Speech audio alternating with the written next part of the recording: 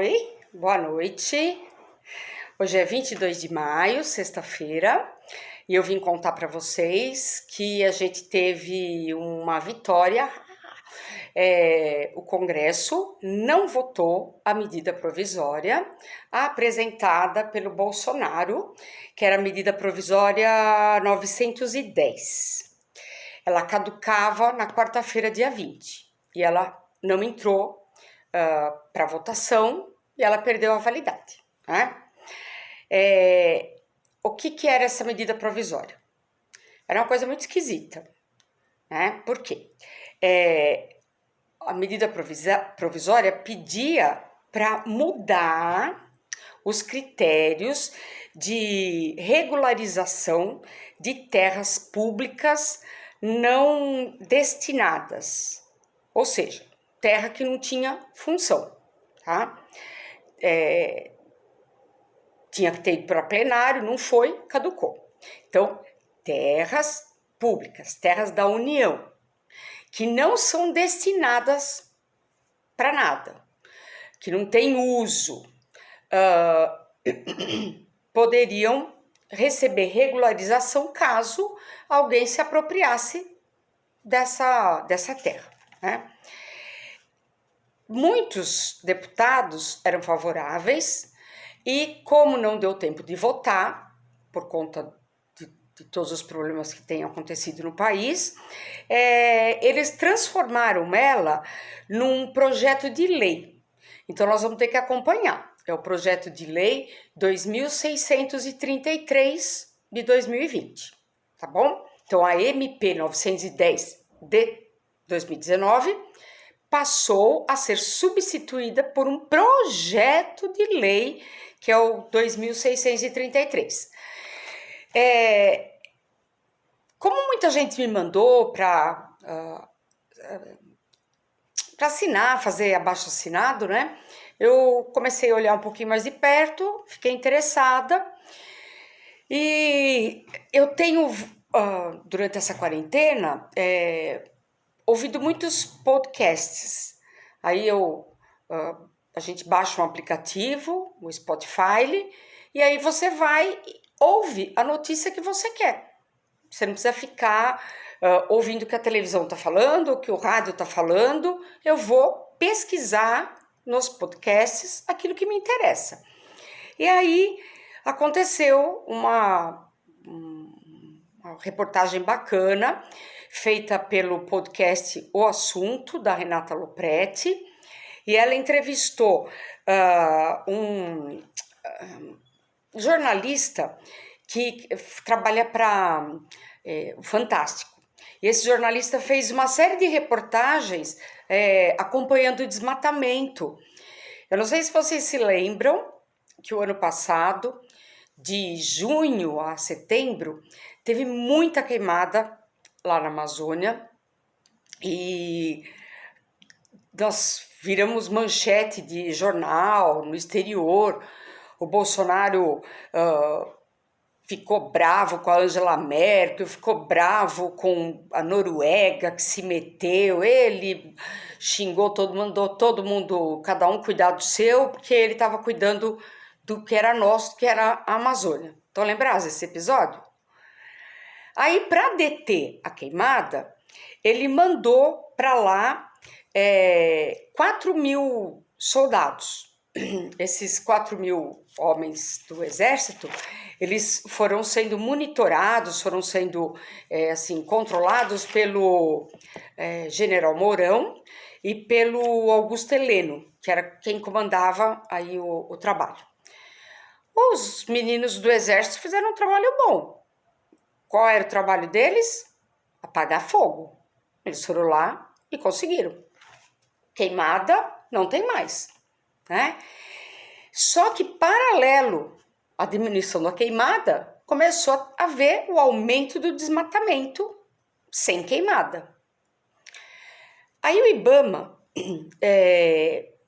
fez uma mega operação. Nessa mega operação, eles conseguiram diminuir bastante o desmatamento. Olha, praticamente, gente, a zero eles conseguiram chegar ao desmatamento. Então foi um trabalho muito bom mesmo.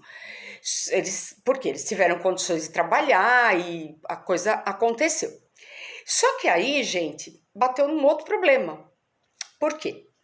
O IBAMA vai, vê que está acontecendo o desmatamento, vê que o invasor, ou sei lá que a gente pode chamar, o que está assentado na terra, né, o poceiro, ele está usando de máquinas que aceleram muito o desmatamento. Usam retroescavadeiras, usam esteiras, usam serras elétricas. E aí os fiscais do IBAMA vão lá e apreendem o equipamento. Só que eles estão no meio da mata. Aí, toda vez que há apreensão de um maquinário, você precisa destinar um fiel depositário. E como é que o IBAMA vai encontrar um fiel depositário para tomar conta do equipamento do fulano lá, até que a justiça resolva se ele pode ou não continuar usando? Aí os fiscais do IBAMA começaram a destruir esses equipamentos. Eu, na minha opinião, gente, eu acho que eles estão certos. Eu não sei, na minha opinião. É a opinião minha mesmo, meu achismo. Mas isso, gente, deu muita complicação. E um superintendente do IBAMA foi demitido no ano passado, porque ele que deu ordens para destruir a máquina. Vocês concordam? O fiscal do IBAMA vai lá, vê que a coisa está irregular. Ele vê equipamentos que aceleram o desmatamento. Ele não pode tirar o equipamento de lá. Então, o que ele faz? Ele destrói. Ou ele deixa esse bem, esse equipamento, para um fiel depositário, que no caso é o próprio dono do equipamento. O IBAMA vira as costas, ele liga o equipamento e continua trabalhando. Isso devia estar incomodando, né? Algumas pessoas. E aí houve a troca do superintendente do IBAMA. Coisa que só acontece aqui no Brasil. Bem, o problema todo, então, dessa MP é tentar legalizar as terras. O presidente Bolsonaro fez a gentileza, né, de sinalizar que ele é a favor do garimpo, que ele é a favor de que as terras indígenas possam ser exploradas, o índio tem direito a explorar as terras, ele vai legalizar o garimpo, e ele vai, através dessa MP, legalizar quem está em cima da terra, que está produzindo em cima da terra. Foi um corre-corre, gente. Foi gente do Brasil todo lá para a Amazônia. Tá? Todo mundo pegando um pedacinho de terra lá. Opa, ganhei um pedacinho de terra. Gente, não vejo problema. Você vai usar essa terra para sobreviver, para tirar teu sustento? Ótimo, acho bacana. Você vai trabalhar, vai tirar o sustento, mas não foi bem isso que aconteceu. O que aconteceu foi que começaram a surgir inúmeros latifúndios ruralistas, né, que são proprietários de terra, grandes proprietários de terra, se aproveitando dessa bandeira branca que o presidente Bolsonaro deu.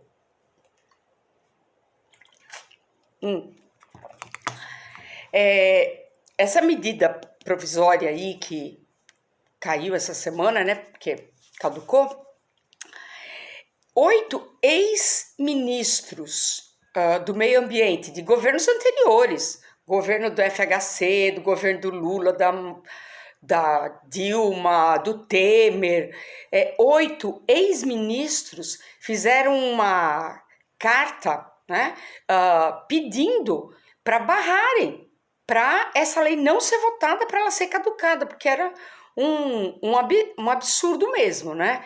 E que o que está faltando lá na Amazônia é vontade política de resolver o problema do pequeno proprietário não, né?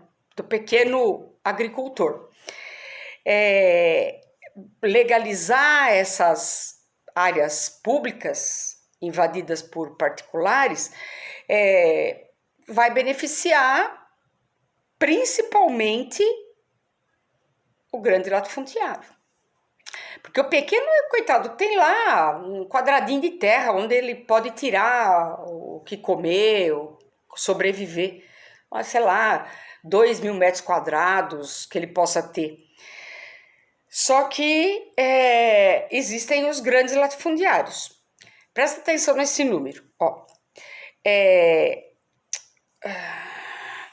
108 mil parcelas privadas, quer dizer que são lotes determinados.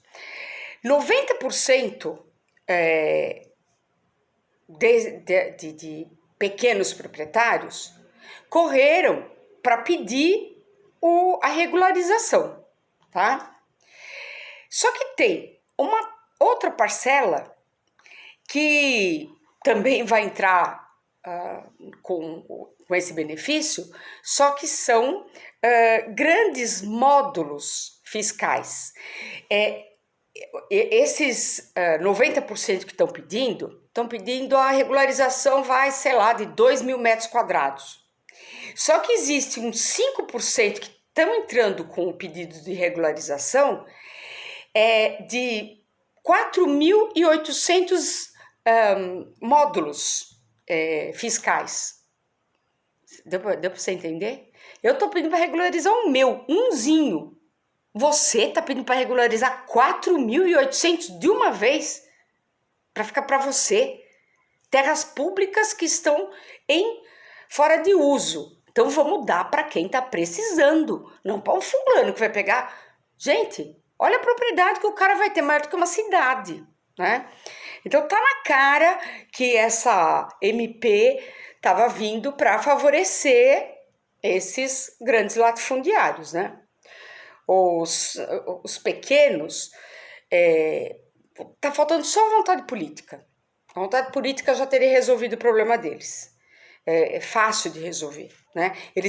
É uma questão assim burocrática, mas super simples de legalizar. E esses pequenos agricultores estão super dispostos a regularizar, porque eles não querem ficar numa situação irregular. Só que aí não tem vontade política e o problema vai protelando, né?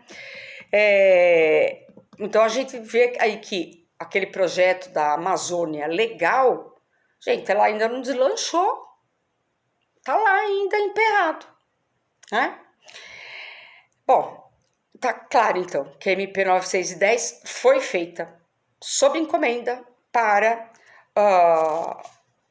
beneficiar os grandes proprietários rurais, os latifundiários, né? E sabe como que faz? Ai, gente, que vergonha. Para regularizar, o que eu preciso? Eu preciso de uma autodeclaração. Então, eu faço uma autodeclaração de próprio punho, né? E através de foto de satélites, ele vai lá, né? E consegue verificar que a propriedade do fulano que ele quer regularização é aquela. Mas acontece que existem latifundiários que pontuam, né, um entorno todo com jagunços e colocam essa jagunçada espalhada numa região para delimitar qual é o espaço que ele vai pedir a regularização. Aí de próprio punho, olha lá no satélite, olha lá, dá para ver, só aquele pedacinho mesmo. Só que não.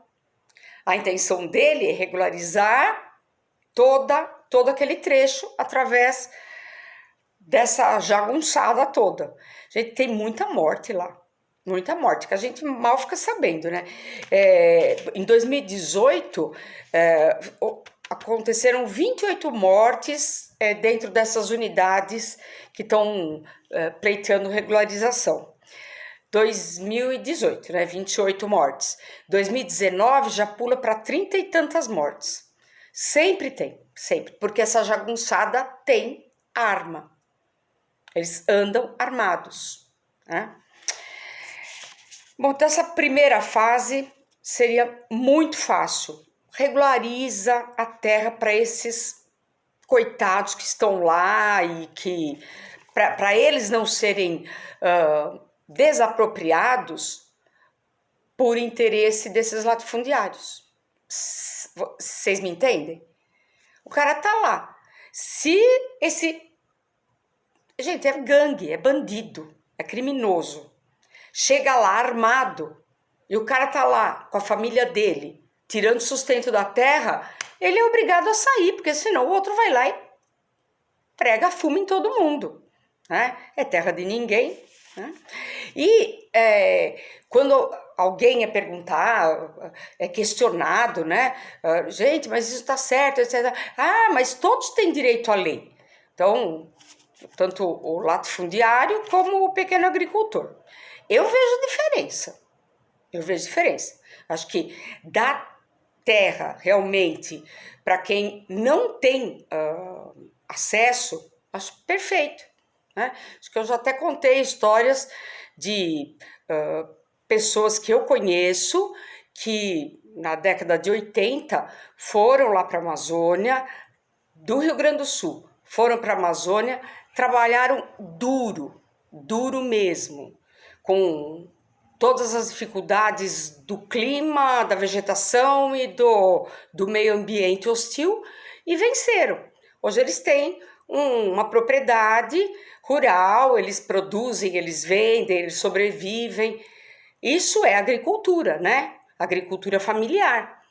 Agora, se você achar que você pode regularizar essa agricultura familiar e regularizar junto o latifúndio, quer dizer, o uso indiscriminado, gente, eu não concordo. Não concordo mesmo, tá?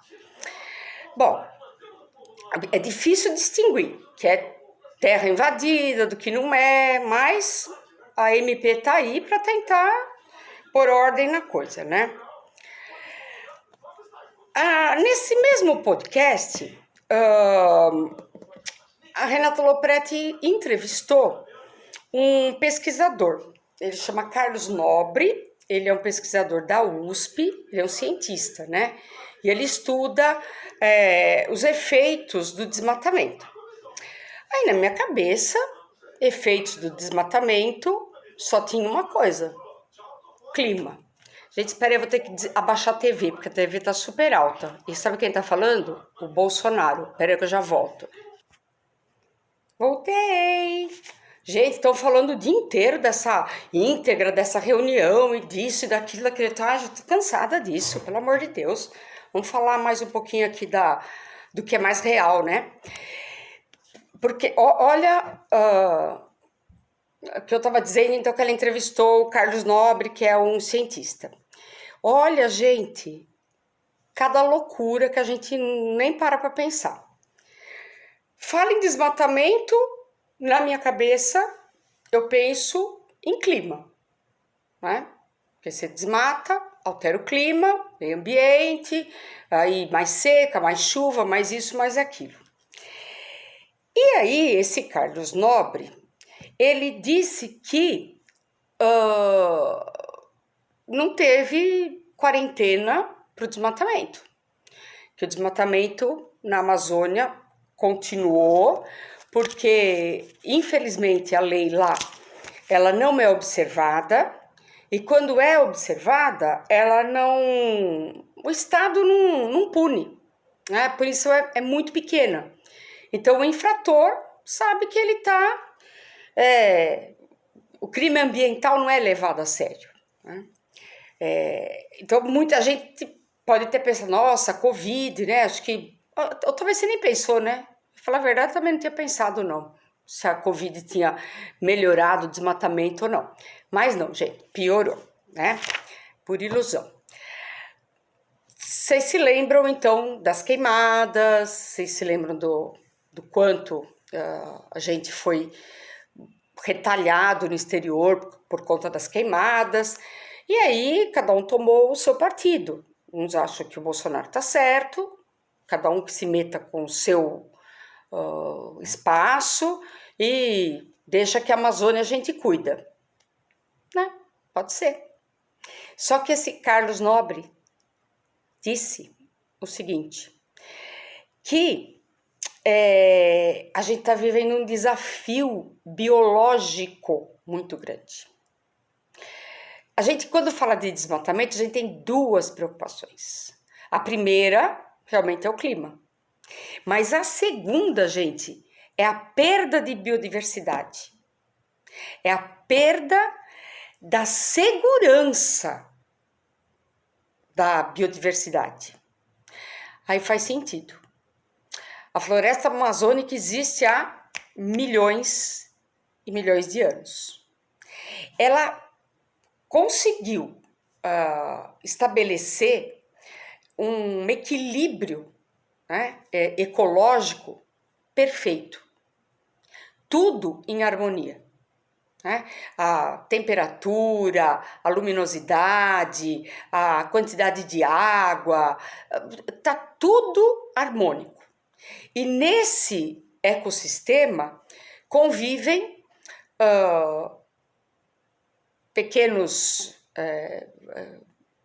a gente pode falar de bactérias, vírus, micro-organismos, né? Era essa palavra que eu queria usar, micro-organismos, animais de grande porte, animais de pequeno porte, homem, né? O índio está lá pelo menos uns 15 milhões de anos, não é? 15 mil anos, desculpa, uns 15 mil anos, e o índio está lá, mas o índio entrou e não desestabilizou a natureza. Ele manteve a natureza como sua prioridade.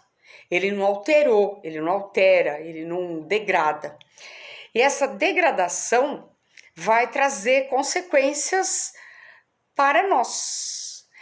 A Covid-19, né, ela já tinha sido alertada por imunologistas, por infectologistas, por ambientalistas, mostrando que o desequilíbrio ambiental ele dá espaço para mutações genéticas.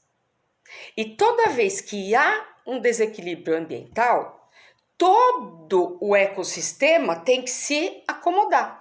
E é aí que aparecem algumas doenças, né? Principalmente nos ecossistemas tropicais. Esse ele falou que é o pior. A primeira preocupação climática, deixa eu só dar uma reforçadinha nisso. Vocês se lembram que o Brasil assinou o acordo, na verdade foi a Dilma, né, o Acordo de Paris, onde a gente se compromete a não desmatar a Amazônia para que a gente possa manter a produção de dióxido de carbono suficiente para o equilíbrio do meio ambiente, para diminuir os efeitos do efeito estufa no mundo. Então o Brasil está lá comprometido. Não vai cumprir, porque não vai dar, porque nós estamos perdendo cada dia mais floresta, né? Então, aí o segundo, que é a questão da biodiversidade na Amazônia, a gente, eu nunca tinha pensado nisso. Mexendo lá, desmatando, esses micro-organismos que vivem na floresta e que estão sendo perturbados pelas retroescavadeiras, pelas serras elétricas e tratores, eles vão se mutar geneticamente e vão procurar uma forma de sobreviver. O micro-organismo pode se infiltrar numa planta, essa planta pode ser algo comestível, que o humano pode se contaminar, Esse micro-organismo, esse vírus, essa bactéria, pode entrar num animal, que não o homem necessariamente, um outro animal, e esse animal pode ser uma caça e vai contaminar o homem, e pode ser diretamente no homem, né? Faz todo sentido, não faz? Aí ele fala que desequilíbrio da floresta realmente leva a uma falência de um sistema harmônico. E aí ele lembra de dois episódios, né, de desrespeito ao ecossistema, que é o ebola na África, né, que é uma floresta tropical, e o ebola saiu de lá, e o HIV, a AIDS, também sai da África, sai, né, daquela região e se espalha para o mundo todo. Né? Ebola, graças a Deus, não chegou aqui, né, gente? Mas HIV correu, né? A Covid, pelo que todo mundo fala, saiu de morcegos, né? Chineses que se alimentam, né? E aqui no Brasil também, a gente também tem hábitos alimentares, talvez a gente aqui na cidade não, mas esse povo que vive na floresta, eles se alimentam de coisas que podem muito bem contaminar a humanidade. O Carlos Nobles, ele cita duas doenças, né, que são próprias lá da Amazônia, que é a leishmaniose, que é transmitida pelo mosquito palha, né? E a leishmaniose leva à morte, porque ela vai atacando o sistema de defesa, né? E vai atacando as vísceras e a pessoa pode morrer se não for cuidada. Tem cura, mas é perigoso. E uma outra que eu não conhecia, gente, chama hantavirus. Você já tinha ouvido falar? A hantavírus é um vírus que está lá na Amazônia, daquela região. Ele é transmitido por ratos. Tanto urina, fezes e saliva do rato. Sabe, saliva, beijo na boca no rato? Não, rato morde. A hora que ele morde, ele deixa lá o hantavírus. E nas fezes e na urina, diz que ele evapora e vai para o ar, né? E a pessoa inala o vírus. Então é um problema sério. Então tem coisas assim que a gente às vezes deixa de pensar, né? Deixa de refletir e a gente vai levando, só que a gente precisa se engajar. Aí essa lei, projeto de lei, né, 2633, a gente precisa seguir ele um pouquinho mais e a gente precisa falar para os deputados que estão lá no Congresso que a gente sabe do que se trata e que a gente está de olho neles. Então, lição de casa essa semana, tá? Para todos, escolher um deputado, né, de preferência os da nossa região. Se você votou, não votou, não importa. Ele hoje é nosso deputado. Entra lá na Câmara dos Deputados Federal, escolhe um deputado e fala que você está de olho nessa lei e que você não gostaria de ver a floresta amazônica ocupada por latifundiários. E é isso que vai acontecer, tá bom? Gente, estamos ficando tão íntimos, né? Já tô até de pijama aqui na frente de vocês. Eu devia ter feito essa aula na cama já. Você ficava lá, batia papo, né? Pessoal, tá ficando dura essa semana, tá ficando pesada, né? Eu tô ficando já meia embotada, né? E foi até difícil escolher um tema para falar para vocês, porque parece que tá tudo tão pesado, tão chato.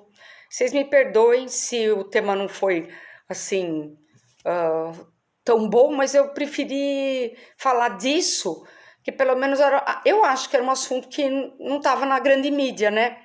porque acho que nos próximos dias a gente só vai ficar ouvindo falar dessa carta, carta não, desculpa, desse vídeo, e ele vai falar e o outro vai falar, e aí agora é o telefone, pega o telefone, solta o telefone. Ai, gente, eu já cansei, não quero mais brincar disso não, quero voltar pra Fati, tá? Beijos, fiquem com Deus, semana que vem tem mais, tchau, tchau.